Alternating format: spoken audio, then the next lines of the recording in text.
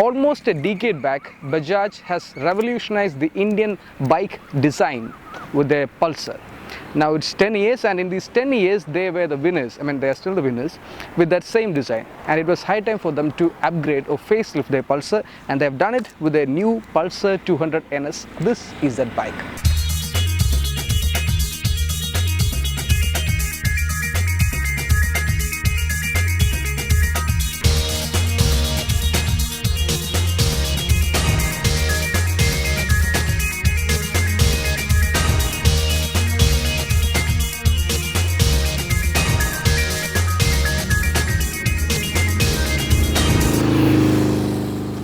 In terms of design and styling, the Pulsar 200 NS aims to break new grounds, and they have done it successfully.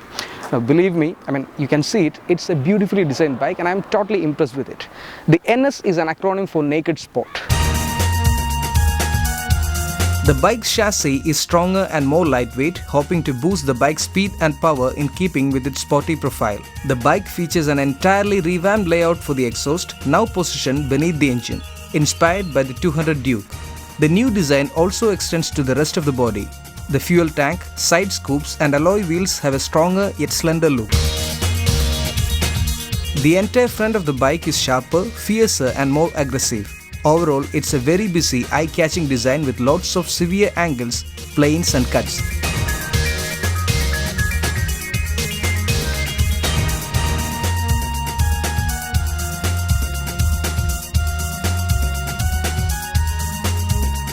The Pulsar 200 NS also has an all-new design of the instrument console. It's a digital analog instrument console. It has a digital speedometer, digital fuel gauge, digital trip meter and an analog tachometer. The analog tachometer is the biggest of the lot in this instrument console. It's placed at the center with the digital display at the right side, and at the left side you have all the telltale LEDs.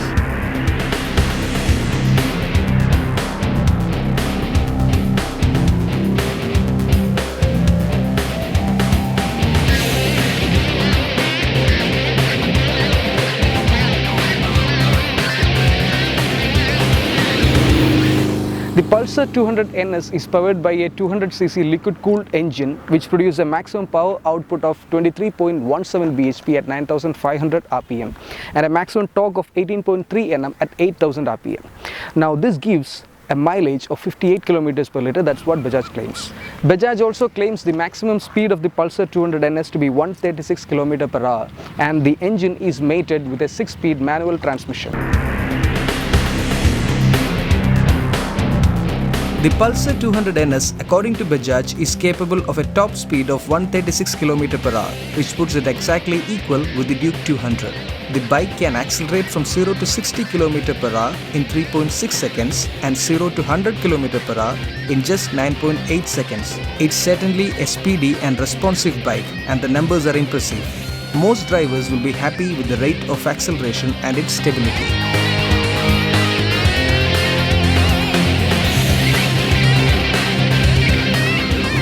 The wider shape of Bajaj Pulsar gives it a bulkier feel and a more muscular look.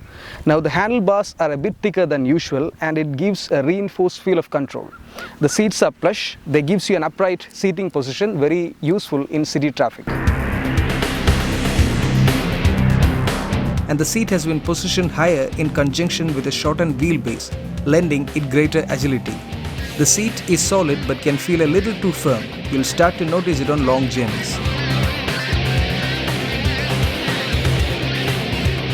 Pulsar 200 NS is equipped with the 10-spoke alloy wheels.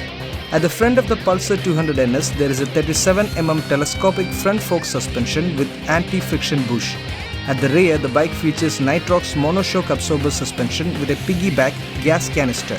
The suspension shows its worth on rough surfaces. When you hit a bad patch, the bike manages to mop up most of the shocks and retain a smooth ride.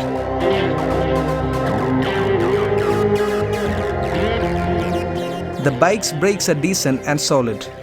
At the front, Pulsar 200 NS is equipped with 280mm disc brakes, and at the rear, 230mm disc brakes. The bike's braking distance from 60 to 0 km per hour is 16.33 meters. The brakes perform well. A soft initial bite is driver friendly. but the power comes into force with a harder squeeze, and when used, the rear disc allows a significant degree of travel, making it easy to modulate its pressure. The Pulsar 200NS engine feels strong and punchy, and when moving through traffic it feels smooth and refined. It's certainly quieter than any Pulsar model seen before, except when pushed toward the top end of its acceleration. The resulting metallic grind as you approach the red line is unpleasant. In dense traffic, the Pulsar 200 is a quick, quiet ride that can twist and turn almost effortlessly. Learning doesn't feel too demanding, despite the bike's bulk, thanks to its reduced weight and more spare chassis.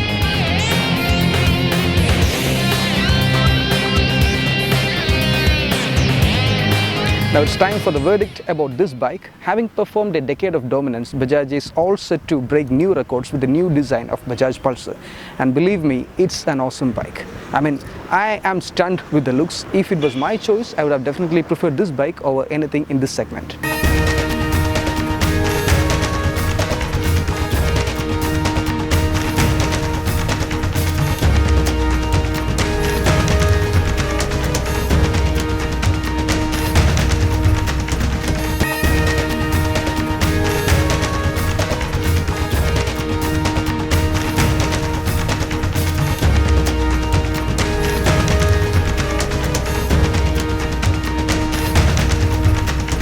And it's time for some hot news updates.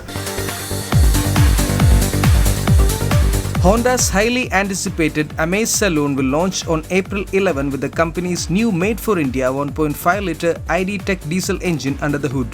This will be Honda's first diesel engine in India, and it is set to cause a sensation when it's launched. The Indian market is skewed towards cars that promise more per litre, which explains why the Amaze has already garnered the interest of most Indian car buyers. The Amaze diesel will in all likelihood enter the market as India's most efficient car, if you take the Indian driving cycle or IDC figure of 25.8 km per litre into consideration. Of course, real-world figures will be lower, but how has Honda done it? How has it made this car so efficient?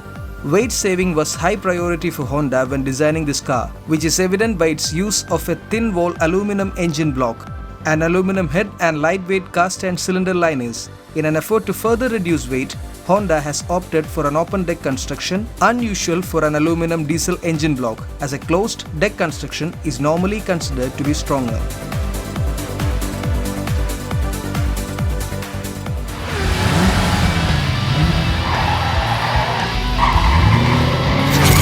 Alright, so that's all I have for you guys in this week's episode of Green Signal. Next time I'll be back with two new different products, two new different offerings from two new different makers. Till then, stay tuned.